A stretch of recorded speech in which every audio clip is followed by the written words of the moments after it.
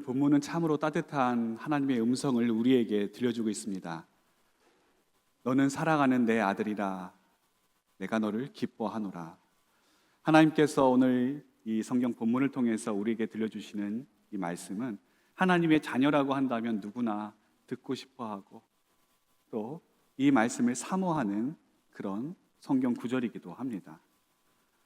우리 마음 가운데 누군가 진심을 담아서 당신을 사랑합니다 이렇게 이야기하면 그것처럼 우리의 마음에 큰 감동을 주는 말은 없습니다. 우리는 사랑이 담긴 그 말을 듣고 싶어하고 또 들어도 전혀 지루하지가 않습니다. 우리가 이렇게 사랑의 이야기를 듣고 싶어하는 이유가 있습니다. 그것은 우리가 원래 사랑을 할 수 있는 존재보다는 사랑을 받아야 되는, 사랑에 있어서 능동적인 주체가 아니라 수동적인 객체이기 때문입니다. 우리가 누군가를 사랑하고 싶고 또 그 사랑을 전해줘야 하지만 우리 안에는 사랑이 없습니다. 누군가로부터 사랑을 받아야 하고 그 사랑을 받아야만 우리는 살아갈 수가 있습니다. 그리고 먼저 내 안에 그 받은 사랑을 채워야 그 사랑을 가지고 다른 사람들을 사랑할 수가 있는 것입니다. 어린아이가 태어나서 이제 부모님으로부터 전폭적인 사랑을, 절대적인 사랑을 받습니다. 그 부모님으로부터 아낌없는 사랑을 받은 아이가 나중에 자라서 부모님을 사랑하고 또 다른 사람을 사랑할 수 있지, 부모님으로부터 사랑을 받아보지 못한 아이가 자기 스스로 알아서 부모님을 사랑하고 다른 사람을 사랑하는 일은 찾아보기 어렵습니다. 그만큼 이 사랑이라고 하는 것, 특히 이제 부모님의 사랑, 그 중에서도 아버지의 사랑이 참 중요합니다. 제가 교육부서를 오랫동안 담당을 하면서 아이들을 보면서 이야기했던 것들, 그리고 느꼈던 것들이 있습니다. 이 아이들이 부모님의 사랑을 참 좋아하고 또 그것을 갈구하는데 그 중에서 특별히 아버지의 사랑에 대한 갈급함이 있다라고 하는 사실이었습니다. 어떤 친구는 공부도 잘하고 또 모범적이고 성품도 좋고 신앙생활도 열심히 하는데 그 아이가 기도 제목을 내오는 것이 무엇이냐면 제 아빠에게 좀 인정을 받아보고 싶다라고 하는 것이었습니다. 아빠에게 사랑한다라고 하는 그 이야기 한마디만 들으면 좋겠어요. 아빠한테 칭찬 한마디만 들어보면 소원이 없겠어요. 또 어떤 아이는 자기가 아버지로부터 사랑받을 수 없다는 것을 이미 알고 있기 때문에 그거는 포기하고 저라도 아빠를 좀 사랑하게 해주세요. 그런 아이도 있었습니다. 기가 막힌 일이죠. 우리가 사랑을 받지 못하면 심각한 문제가 발생하게 됩니다. 그 문제가 뭐냐면 우리의 본래 모습을 잃어버린다라고 하는 것입니다. 하나님께서 우리를 창조하셨을 때 처음에 하나님의 형상대로 우리를 만드셨습니다. 하나님의 형상대로 우리가 지음을 받았다라고 하는 사실은 하나님의 사랑을 받을 만한 존재다, 하나님의 사랑을 받을 수 있는 자격을 가지고 있다라고 하는 의미가 있습니다. 그런데 우리 인간이 어떻게 했습니까? 죄를 범함으로 말미암아 그 하나님의 형상을 잃어버리고 말았습니다. 하나님의 형상을 잃어버렸기 때문에 동시에 무엇도 잃어버렸는가? 하나님의 사랑도 잃어버리게 되었습니다. 원래 우리 인간은 하나님의 사랑을 받아야만 살아갈 수 있는 존재들인데 그 하나님의 사랑에서 제외되다 보니까 다른 무엇으로, 다른 인간의 타락한 사랑으로 우리를, 자기 자신들을 채우게 되었습니다. 그렇게 불완전하고 타락한 사랑으로 우리 심령을 또 우리 마음을 채우다 보니까 여러 가지 사랑의 변질이 생겨나게 되었습니다. 원래 사랑은 자신의 모든 것을 다 내어주어도 아깝지 않은 그런 무조건적인 사랑인데 지금 사랑은 어떻습니까? 내가 이만큼 해줬으니까 당신도 이만큼 나를 사랑해 주어야 된다라고 하는 그런 조건적인 사랑으로 바뀌게 되었습니다. 또 온전한 사랑이 아니라 상대방을 통제하고 억압하는 그런 비인격적인 사랑이 우리 안에 자리하게 되었습니다. 나 자신을 건강하게 지키고 다른 사람들을 배려해야 되는 그런 성숙한 사랑이 아니라 내 모든 것을 당신에게 다 바쳤으니 당신이 나를 책임지십시오라고 하는 상대방에게 부담감을 주고 또 상대방을 괴롭히는 극단적인 사랑을 하게 되었습니다. 이 모든 것이 다 하나님의 사랑으로부터 멀어지게 된 결과이고 하나님의 사랑을 받지 못하게 된 우리 인간의 모습이다라고 할 수가 있습니다. 어린 왕자로 유명한 생텍쥐베리는 인간의 대지라고 하는 자신의 작품에서 이렇게 이야기했습니다. 사랑이란 당신이 본래의 모습을 되찾도록 돕는 과정일지도 모릅니다. 부모님의 따뜻한 사랑을 받고 자란 자녀들은 그 사랑의 고마움과 그 사람의 감격을 알고 있습니다. 그래서 다른 사람들을 충분히 그 사랑으로 사랑할 수가 있습니다. 바른 정체성을 가지고 성숙한 인격체로서 자라갈 수가 있는 것입니다. 믿는 우리도 마찬가지입니다. 잃어버린 하나님의 형상을 되찾고 우리에게 주시는 하나님의 귀한 사명을 우리가 잘 감당해 나가기 위해서는 가장 우리에게 절실히 필요되는 것이 바로 이 하나님의 사랑입니다. 오늘 본문은 예수님께서 공생애를 시작하시기 전에 요단강에서 세례 요한에게 세례를 받으신 사건으로부터 우리에게 말씀해 주고 있습니다. 예수님께서 세례 요한에게 세례를 받으시고 물에서 올라오실 때에 하늘이 열리고 하늘이 갈라지고 성령이 비둘기같이 예수님께 임했습니다. 그리고 그때 하늘에서 이런 음성이 들려왔습니다. 너는 내 사랑하는 아들이라. 내가 너를 기뻐하노라. 여러분, 이 말씀이 들려진 시점이 중요합니다. 예수님께서 이 말씀을 언제 들으셨습니까? 공생애를 시작하시기 전에 들으셨습니다. 무엇인가 하나님의 일을 하고 하나님의 사역을 감당하고 열심히 하나님께서 그 예수님께 주신 일들을 해나가기 이전에 아무 일도 하지 않았는데 하나님께서 이 말씀을 들려주신 겁니다. 우리 생각에는 이후에 이제 예수님께서 사탄에게 시험을 받으실 때 그때 이 말씀을 좀 들려주셨으면 좋았을 것 같은데, 또 나중에 여러 가지 기적을 행하실 때라든지 심지어 십자가에 못 박혀 죽으실 때 이 말씀을 좀 하나님께서 들려주셨으면 예수님께 얼마나 큰 힘이 되었을까, 우리는 그렇게 생각합니다. 그런데 하나님께서는 그런 결정적인 순간이 아니라 어떻게 보면 아무 일도 없는데 이 사랑의 음성을 예수님께 들려주신 것입니다. 여기에는 깊은 영적인 의미가 있습니다. 그것은 하나님의 사랑은 어떤 조건이나 다른 것에 의해서가 아니라 일방적인 선언이고 선포라고 하는 것입니다. 하나님께서는 예수님이 어떠한 일을 하셨기 때문에 사랑한다, 그렇게 말씀하지 않으셨습니다. 아무런 일도 행하지 않으셨음에도 예수님 존재 자체를 귀히 보시고 내가 너를 사랑한다, 내가 너를 기뻐한다, 이 사랑의 음성을 들려주신 겁니다. 이것이 바로 하나님의 아가페 사랑입니다. 하나님의 아가페 사랑은 아무런 조건이 없습니다. 하나님의 아가페 사랑은 그 자체가 완전한 사랑이기 때문에 이 사랑을 완성하기 위해서 다른 어떤 것들이 더해질 필요가 없습니다. 그렇기 때문에 하나님의 이 놀라운 사랑은 언제나 우리에게 먼저 선포하시는, 먼저 선언하시는 아가페적 사랑인 것입니다. 오늘 말씀을 여러분 한번 보십시오. 하나님께서 예수님을 왜 사랑하시는지, 왜 예수님을 기뻐하시는지 아무런 설명이 없습니다. 그냥 선포하십니다. 너는 내 사랑하는 아들이라. 내가 너를 기뻐하노라. 예수님께서 왜 이런 사랑을 하나님께 받으셔야 되는지 구구절절 성경은 이야기하고 있지 않습니다. 그냥 사랑해 주시고, 그냥 안아주시고, 그냥 손잡아 주시는 것이 우리 하나님의 사랑의 중요한 특성입니다. 그렇기 때문에 하나님의 사랑은 우리 인간으로서는 이해할 수 없고 도저히 생각할 수 없는 신비이자 미스테리입니다. 우리 신앙생활은 내가 너를 사랑하노라 말씀하시는 이 음성을 들으면서 비로소 시작이 됩니다. 또한 우리 신앙생활은 이 음성을 계속해서 들으면서 이 음성 가운데 살아가는 그 모습이 우리 신앙의 참된 모습인 것입니다. 오늘날 많은 그리스도인들이 자신의 참된 정체성을 잃고 살아가는 경우가 참 많이 있습니다. 그래서 내가 하나님의 자녀로서 어떻게 살아가야 되는지, 어떤 일을 해야 되는지 믿지 않은 사람들과 별반 다르지가 않습니다. 어떤 분들은 자신의 정체성을 자신이 가진 소유나 또 건강, 자녀나 어떤 자신이 속해 있는 그런 소속 거기에다 자신의 정체성을 두고 살아갑니다.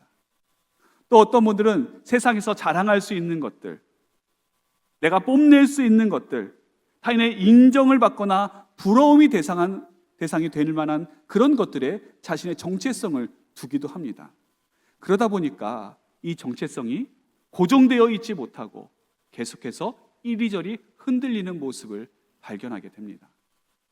남들이 뭐라고 하면 타인의 음성에 의해서 나의 정체성이 왔다 갔다 하고, 어떨 때는 가장 존귀한 나인 것 같다가 어떨 때는 가장 필요 없고 가장 쓸모없는 나 자신인 것 같은 그런 정체성의 상실을 경험하기도 합니다. 정체성은 우리에게 삶의 기준과 방향을 제시해 줍니다. 하나님의 자녀로서 우리가 받아야 될 정체성, 우리가 깨달아야 할 그 정체성은 바로 내가 너를 사랑한다, 너는 내 사랑하는 아들이다, 내가 너를 기뻐하노라 말씀하신 이 말씀에서 찾아야 되는 것입니다. 사탄은 끊임없이 우리의 이 정체성을 흔들려고 노력을 합니다. 성경은 우리에게 하나님의 자녀요, 하나님의 백성이라고 이미 말씀하셨는데 사탄은 어떻게 합니까? 그것을 끊임없이 뒤흔들고 우리로 하여금 의심하게 만듭니다. 너는 하나님의 자녀가 아니야, 사탄이 이렇게 직접적으로 말하는 경우는 별로 없습니다. 어떻게 공격을 하느냐? 하나님의 자녀라면서, 하나님의 아들, 딸이라면서 이렇게 할 수 있어? 이렇게 잘못할 수 있고, 이렇게 하나님 말씀에 불순종할 수 있고, 이렇게 하나님 마음에 못을 박을 수가 있어? 우리의 잘못과 우리의 허물과 죄를 들추어냅니다. 그러면 그 말에 우리는 할 말을 잃고 맙니다. 사탄은 예수님도 이런 식으로 시험했습니다. 예수님께서 광야에서 40일간 금식을 하시고 난 다음에 제일 처음 예수님께 이야기한 것이 너가 하나님의 아들이거든 이 돌들로 떡덩이가 되게 해보라. 또 그 다음에 사탄이 어떻게 이야기합니까? 예수님을 성전 꼭대기 높은 곳에 데리고 가서 이야기합니다. 내가 만일 하나님의 아들이거든 여기서 뛰어내려 보아라. 이미 하나님께서는 사단의 시험을 받기 이전에, 사단이 예수님께 너가 하나님의 아들이거든 그 이야기를 하기 이전에 너는 내 사랑하는 아들이라, 내가 너를 기뻐하노라 이미 처음부터 말씀하셨습니다. 우리도 삶의 여러 가지 어려움과 고난이 찾아올 때 이런 사단의 도발에 넘어가기도 합니다. 하나님이 나를 사랑하신다면서 어떻게 나에게 이렇게 모질게 어렵게 하실 수가 있는 것인가? 하나님께서 나를 사랑하신다면서 왜 내 기도를 들어주시지 않으시고, 왜 나를 병에서 고쳐주지 않으시고, 왜 나에게 복 주시지 않으시고 내 기도에 응답해 주시지 않으시는가? 그것 자체가 하나님께서 나를 사랑하지 않고 내가 하나님의 자녀가 아니라고 하는 사실이 아닌가? 사단은 끊임없이 우리를 넘어지게 만들고 우리를 쓰러지게 만듭니다. 여러분, 그럴 때 우리가 어떻게 해야 되겠습니까? 다른 방법 없습니다. 처음으로 다시 와서 하나님께서 예수님께 말씀해 주신 이 말씀, 너는 내 사랑하는 아들이라, 내가 너를 기뻐하노라, 이 말씀을 붙드는 수밖에 없습니다. 우리가 이 말씀을 붙들 때에 우리의 삶이 변화될 수 있습니다. 우리가 이 말씀을 붙들고 이 말씀을 의지할 때에 우리에게 주시는 하나님의 기쁨과 감격이 회복될 것이고, 하나님께서 우리에게 주신 귀한 사명의 삶이 새로워지게 되는 것입니다.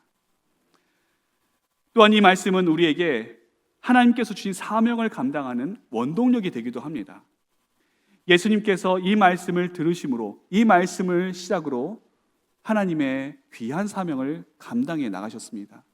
하나님의 나라를 전파하셨고 천국 복음을 전하시면서, 그리고 최후에는 십자가에서 그 대속의, 인류를 위한 대속의 죽음까지도 다 마치셨습니다. 따라서 우리에게 맡기신 사명을 감당할 때 우리가 가장 먼저 들어야 될, 가장 중요하게 들어야 될 하나님의 음성, 바로 이것입니다. 나를 사랑한다. 이런 명확하고도 확실한 그 하나님의 음성을 우리가 수시로 들어야 하는 것입니다. 우리가 사명을 감당하다 보면 쓰러질 때가 있습니다. 넘어질 때가 있습니다. 나는 잘하고 싶은데, 나는 정말 최선을 다하고 싶은데 내 마음 같지 않게 내 마음에 상처가 생기기도 하고 불필요한 오해들이 생겨나기도 하고 참 힘든 그리고 어려운 그런 상황에 처할 수도 있습니다.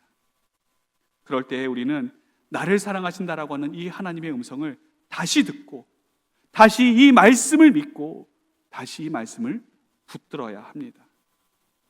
하나님께서는 우리에게 사명을 주실 때 우리를 힘들라고 괴롭히기 위해서 그 사명을 주신 것이 아닙니다. 하나님의 놀라운 은혜 가운데 하나님의 놀라운 사랑을 우리로 하여금 체험하게 하시기 위해서 그 사명을 우리에게 맡겨주셨습니다. 그러니 그 사명을 우리가 감사함으로 받을 때 이 사명에 대한 감격과 감사가 잃어버린다라고 한다면 다른 것을 잃은 것이 아닙니다. 오늘 우리에게 말씀해 주시는 이 사랑의 음성을 우리가 잃어버렸기 때문입니다. 그럼 하나님께서 나를 사랑하시고 나를 기뻐하신다라고 하는 이 음성을 어떻게 들을 수 있는가? 첫 번째는 성령의 역사하심으로 이 말씀을 들을 수 있습니다. 오늘 본문 10절에 보시면 예수님께서 세례 요한에게 세례를 받으시고 물에서 올라오실새 하늘이 갈라짐과 성령이 비둘기같이 자기에게 내려오심을 보셨다, 이렇게 말씀하고 있습니다. 여러분, 우리가 하나님의 말씀을 들을 때 이 성령의 역사하심이 너무나도 중요합니다. 어떤 분들은 말씀을 들을 때 그냥 좋은 말씀, 들어두면 유익이 되는 말씀, 교훈적인 말씀, 교양 쌓는 그런 인간의 말, 사람의 말로 듣는 분들이 있습니다. 그렇게 말씀을 들으면 때로 감동이 생길 수도 있고 깨달아지기도 하지만 거기에 진정한 능력이나 변화는 없습니다.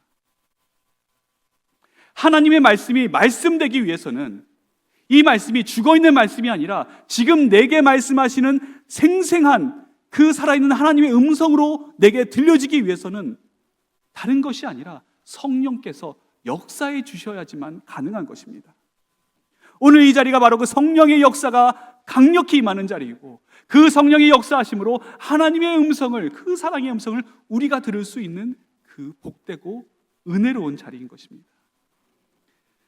어떤 선교사님이 선교에 대한 열정을 가지고 이제 오지에 가서 선교 사역을 감당하게 되었습니다. 처음에는 정말 자신의 모든 것을 다 바쳐서 아낌없이 주면서 선교 사역을 잘 펼쳐갔는데 점점 시간이 지날수록 마음의 상처만 쌓여갔습니다. 열심히 복음을 전하는데 사람들은 변화되지 않았고 자꾸만 자신을 이용하려고 하는 그런 현지인들의 모습을 보면서 실망감은 커져갔습니다. 급기야 자신을 둘러싼 모든 환경들이 자신을 환영해 주지 않는 것 같고 또 자신이 당하는 이 모든 일들이 마치 자신을 이 땅에서 떠나라고 하는 것만 같아서 낙심하게 되었습니다. 오랜 고민 끝에 이제 선교 사역을 정리해야겠다 생각을 하고 하나님 앞에 기도하는데 성령께서 갑자기 이런 말씀을 주셨습니다. 이사야 43장 1절의 말씀입니다. 너는 두려워하지 말라. 내가 너를 구속하였고 내가 너를 지명하여 불렀나니 너는 내 것이라. 이분이 이 말씀을 몰랐던 것이 아닙니다. 처음 들은 것도 아닙니다. 평소에 이 말씀을 좋아해서 암송했었고 또 이 말씀을 책갈피에 꽂아서 성경책에 꽂아놓았던 그런 말씀입니다. 그런데 그때에는 이 말씀이 참 감동스러운 말씀이고 좋은 말씀이고 힘이 되는 말씀이구나 그렇게만 생각했는데 성령께서 그 가운데 역사하시니까 지금 내게 주시는 하나님의 생생한 음성으로 살아있는 음성으로 들려지게 된 것입니다. 이처럼 하나님의 말씀이 하나님의 말씀 되기 위해서는 성령의 역사가 필수적입니다. 또한 우리가 하나님의 이 사랑의 음성, 이 음성을 어디에서 들을 수 있는가 하면 예수 그리스도의 십자가 밑에서 들을 수 있습니다. 예수님의 십자가는 우리를 향한 하나님 사랑의 결정체입니다. 십자가 없는 사랑, 그 사랑은 실체가 없는 사랑입니다. 십자가 없는 사랑은 완전한 사랑도 아니고 우리에게 모든 것을 다 내어주시는 헌신적인 사랑도 아닙니다. 하나님께서 우리에게 하나밖에 없는 아들을 십자가에 달리게 하심으로 우리를 말로만 사랑한다고 하신 것이 아니라 실제적으로 우리를 사랑해 주셨음을 입증해 보이셨습니다. 예수 그리스도의 십자가 이 놀라운 사건은 우리에게 보여주시는 하나님의 사랑의 고백이고 그 놀라운 하나님의 은혜가 담겨져 있는 사랑의 음성이라고 하는 것을 우리는 꼭 기억해야 되는 것입니다. 그러므로 우리가 그 십자가 앞에 섰을 때 우리를 향한 하나님의 놀라운 사랑을 다시 한번 깨달을 수가 있는 것입니다. 아까 우리가 찬양했던 540장 찬송가 보시면 주의 음성을 내가 들으니 사랑한다 말일세. 주님께서 우리를 사랑하신다는 그 말씀, 믿는 마음으로 주께 가오니 나를 영접하소서. 그 다음 후렴 부분이 어떻게 됩니까? 내가 매일 십자가 앞에 더 가까이 가오니. 여러분, 우리가 매일매일 십자가 앞에 더 가까이 나아가야 될 이유가 바로 여기에 있습니다. 이 예수 그리스도 십자가 앞에서 하나님의 놀라운 사랑, 너는 내 사랑하는 아들이다, 너는 내 사랑하는 딸이다, 내가 너를 사랑하노라, 내가 너를 기뻐하노라, 그 음성을 그 십자가 밑에서 우리가 들을 수 있는 것입니다. 자꾸 주님의 음성을 어떤 꿈이나 환상 같은 신비한 현상으로부터 듣기를 원하시는 분이 있는데 아닙니다. 이미 하나님께서는 예수님의 십자가를 통해서 우리를 향한 하나님의 사랑을 확증시켜 주셨습니다. 그러므로 우리 주님의 십자가를 우리가 묵상하면 묵상할수록 하나님께서 우리를 얼마나 사랑하시는지, 얼마나 우리를 귀하게 보시는지, 얼마나 우리를 보배롭게 생각하시는지를 그 십자가를 통해서 우리는 발견할 수 있는 것이고, 그 십자가 앞에서 우리의 모든 것이 다 하나님께 올려드릴 수 있게 되는 것입니다. 세상이 알 수도 없고 세상이 줄 수도 없는 그 사랑, 왜 그렇습니까? 세상은 십자가를 외면하기 때문입니다. 세상은 십자가를 부정합니다. 십자가를 피하려고 합니다. 그러나 여러분, 그 십자가가 우리 주님의 놀라운 사랑의 증명이고 그 십자가가 우리 하나님 사랑의 확증입니다. 20세기의 유명한 신학자 카를 바르트가 이제 신학교에서 강의를 하던 도중에 한 학생이 그에게 질문했습니다. 교수님께서 평생 연구하셨던 성경의 진리, 이 신학적인 사실들 중에 가장 중요한 한 가지만 꼽으라면 어떤 것이 있겠습니까? 이 질문을 들은 칼 바르트가 빙그레 웃으면서 그 학생에게 이렇게 이야기했습니다. 내가 평생 연구하면서 발견한 가장 중요한 사실은 예수님이 나를 사랑하신다는 사실입니다. 성경이 그것을 내게 증언하고 있습니다. 우리 주님의 십자가는 우리를 부르시는 하나님의 사랑의 자리입니다. 그 부르심을 믿고 그 부르심을 듣고 하나님 앞에 나아갈 때, 그 십자가 앞에 나아갈 때 우리의 믿음이 회복될 수 있습니다. 그 십자가 앞에서만 우리의 심령이 치유될 수 있고 그 십자가 안에서만 우리를 향한 하나님의 놀라운 섭리와 경륜을 발견할 수가 있는 것입니다. 오늘 하나님께서는 우리 주님의 십자가 앞에서 우리에게 말씀하십니다. 너는 내 사랑하는 아들이라, 내가 너를 기뻐하노라. 오늘 이 자리 가운데 하나님의 귀한 음성을 듣는 우리 모든 사랑하는 산돌교회 성도 여러분, 우리 주님께서 우리를 사랑하십니다. 말로만이 아니라 실제적으로 십자가로 그것을 증명해 주셨습니다. 우리 주님의 십자가 앞에서 하나님의 크신 은혜와 사랑을 풍성히 누리는 사랑하는 산돌의 모든 성도님들 되시기를 주님의 이름으로 축원합니다.